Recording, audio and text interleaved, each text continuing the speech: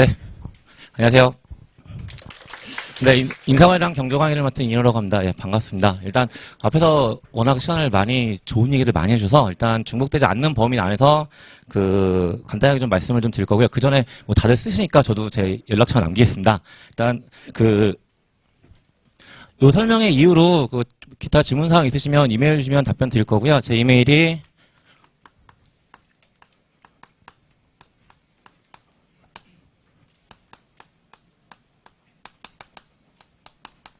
fuzzyworld@h.kr로 이메일 주시면 제가 수신할 거고요. 그 수신된 내용 가지고 답변할 거니까 그렇게 이메일 주시면 될 것 같습니다. 그럼 이제 어떤 내용들 가지고 말씀을 좀 드릴 거냐면요. 어쨌든 이제 경조랑 인사관리 두 과목이고요.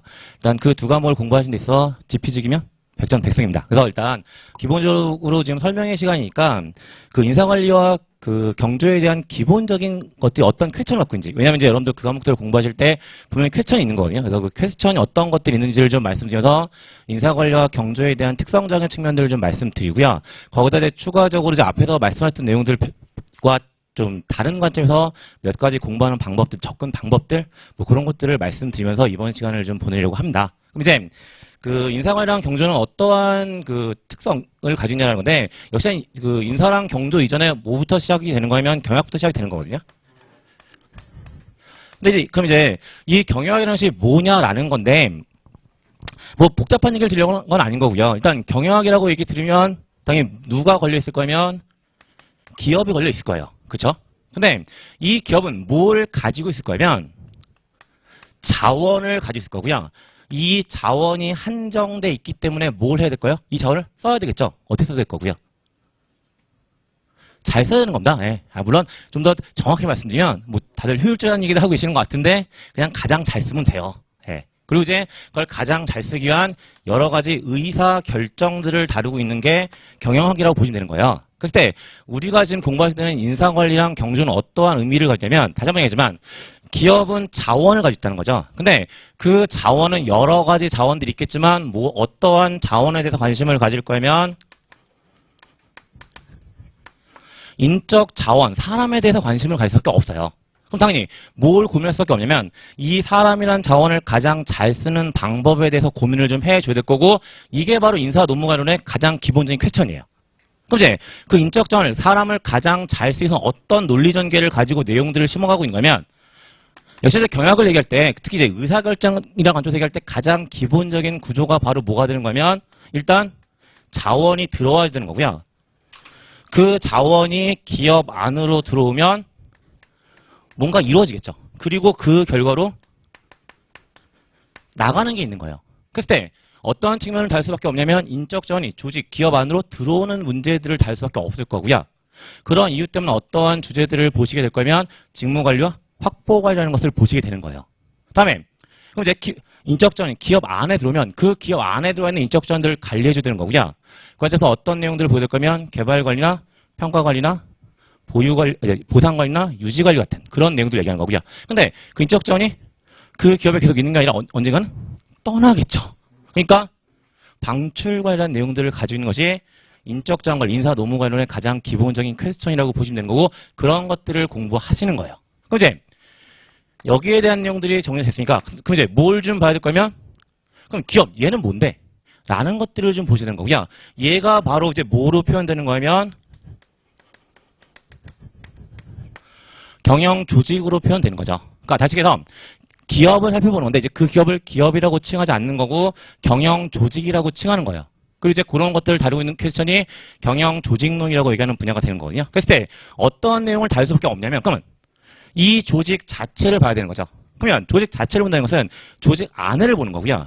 그 조직 안을 보는 형태를 뭐라고 얘기하는 것 뿐이냐면 미시 조직 이론이라고 얘기하면서 그 조직 안에는 개인도 있고 집단도 있어요. 그리고 그런 것들을 살펴보는 게 이제 미시 조직 이론이라고 얘기하는 분야에서 언급되는 내용들이 되고요. 그다음에 이 조직 자체는 또 뭐도 있을 거면 외부 환경과 상호작용을 하겠죠. 환경적인 측면을 고려하지 않을 수가 없는 거잖아요. 그래서 이제 이 경영 조직과 환경적인 측면을 고려하는 관점에 대한 내용들이 거시 조직 이론이라고 보시면 돼요. 그래서 경영조직론은 미시조직이론과 거시조직이론이라고 얘기하는 두 가지 퀘스천을 가지고 너 뭐니? 라는 것들을 이야기하는 게 경영조직론이라고 보시면 돼요. 그래서 이런 관점에서 인사관리와 경영조직론 두 가지가 가지고 있는 본질을 일단 좀 말씀드리는 거고요. 그럼 이제 이 두 과목들을 공부하셔야 될 거고요. 그 어떠한 형태로 공부하셔야 되냐는 건데 뭐 구체적인 공부 방법들 앞에서 좋은 말씀도 많이 해주셨으니까 그 얘기를 반복하진 않을 거고요. 그 어떠한 관점으로 좀 말씀드릴 거면 이미 여러분들 이제 그 2차 시험 준비하시는데 모두 4과목 시험 보시는 거잖아요. 근데 그 4과목 중에 많은 부분들은 이제 법 과목들로 채워져 있는 거고요. 그다음에 인사관리랑 이제 경조를 선택 과목으로 가져가시는 분들은 경영학 과목들을 가져오시라는 거죠. 근데 일단 어쨌든 2차 시험 준비 목적상으로 법학 과목과 경영학 과목을 같이 가셔야 되는데 일단 그 둘은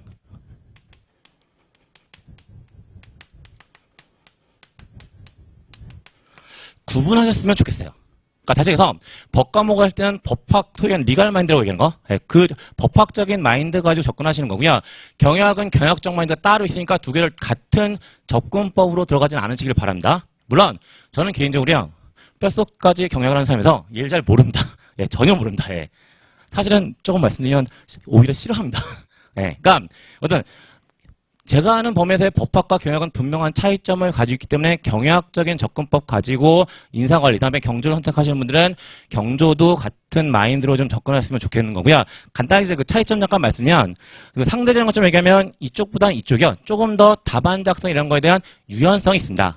그러니까 그냥 제가 사용한 실리 한 가지 말씀드리면 이제 앞으로 여러분들 GS 과정 거치다 보면 시험 볼 거고요. 이제 거기에 대한 이제 강사 입장에서 답안들이 나갈 거거든요. 근데 전 개인적으로 어떤 표현을 절대 쓰지 않냐면요.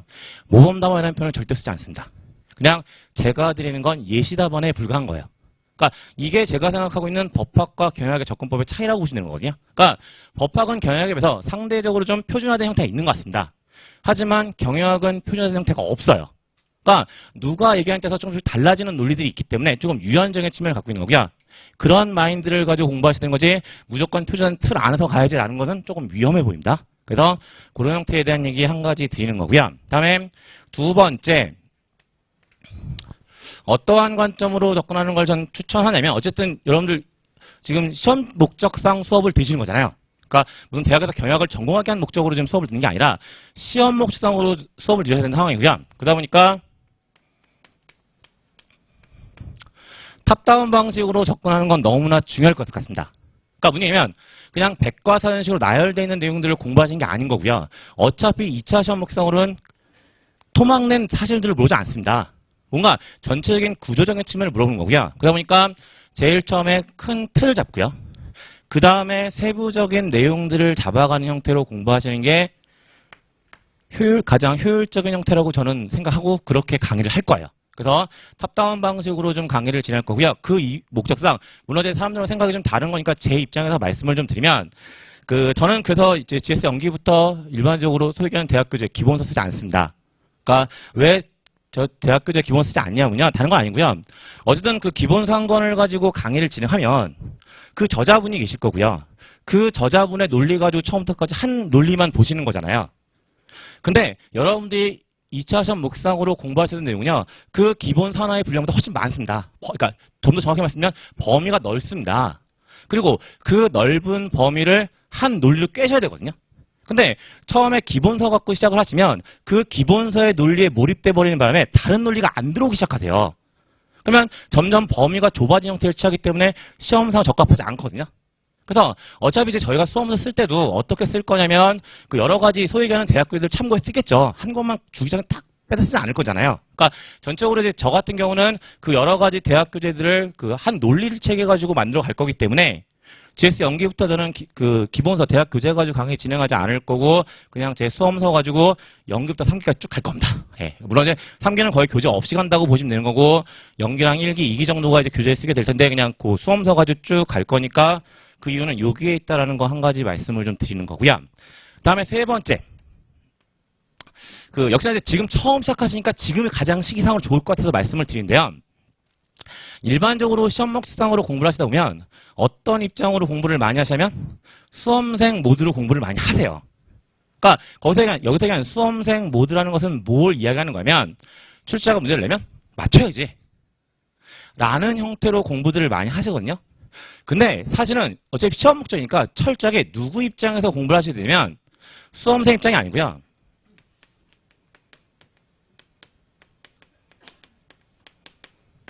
출제자 입장에서 공부하셔야 되는 겁니다.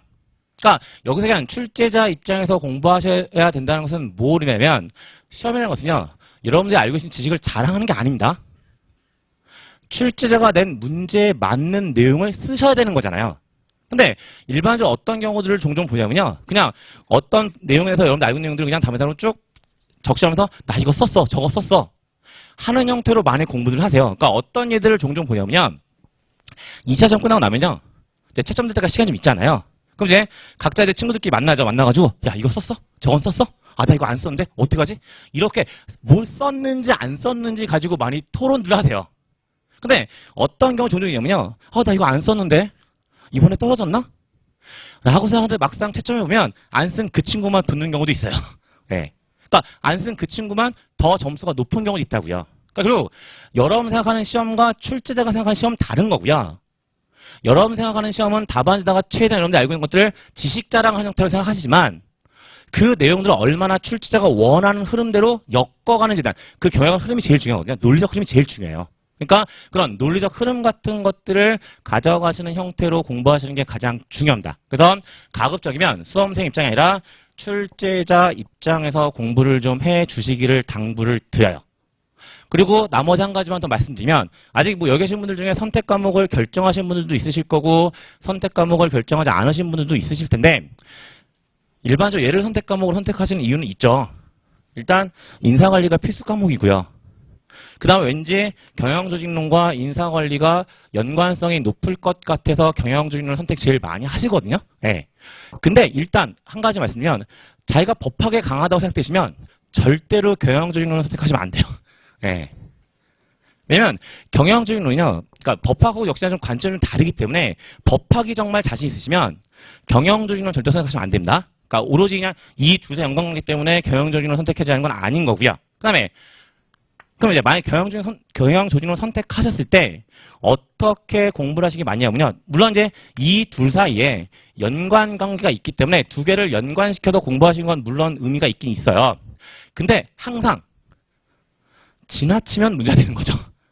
그냥 모든 것들을 다 경영조직론과 인사관리를 연결시켜서 가시는 분들이 종종 있으시거든요. 그건 아닙니다. 다시 한번 얘기하지만 이 둘 사이의 연관관계는 분명히 있어요. 하지만 모든 게 다 연결돼 있다고 가시면 오히려 더 머리가 복잡해지는 거고요. 정말 머리가 터질지 몰라요. 시험 보시기 전에 머리가 터지면 안 되잖아요.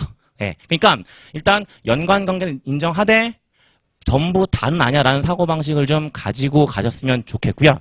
요게 이제 제가 추가적으로 이제 인사관리와 경조에 대한 과목적 특성과 그 조금 기본적인 접근법상으로 공부하셔야 되는 형태에 대한 가이드라고 보시면 될 것 같습니다. 그리고 여기다 이제 한 말씀만 더 드리면서 마무리할 거고요. 일단 어떻게 하다 보니까 제가 맨 마지막 순서가 됐는데요. 어쨌든 장시간 뒤에 오랜 시간 남아주셔서 너무나 감사드리고요. 근데 또 한편으로 어떤 생각이 들지도 모를 것 같으면 얘기 계속 듣고 나니까 점점 더 처음에 이 자리에 오셨을 때 느꼈던 그런 느낌보다는 이거 만만하지 않은데?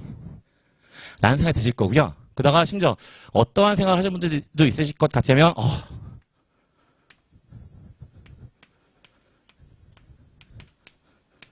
불가능할 것 같아 나는 라는 생각을 하시는 분들이 있을지도 모르겠습니다. 근데 걱정하지 마시고요. 앞으로 남은 시간 동안 1년 동안 열심히 하시면 여기다가 여러분 다른 거 하나도 안 하는 거고요. 딱 점 하나 더 찍으시는 겁니다. 여러분들은 하실 수 있습니다. 네, 감사합니다.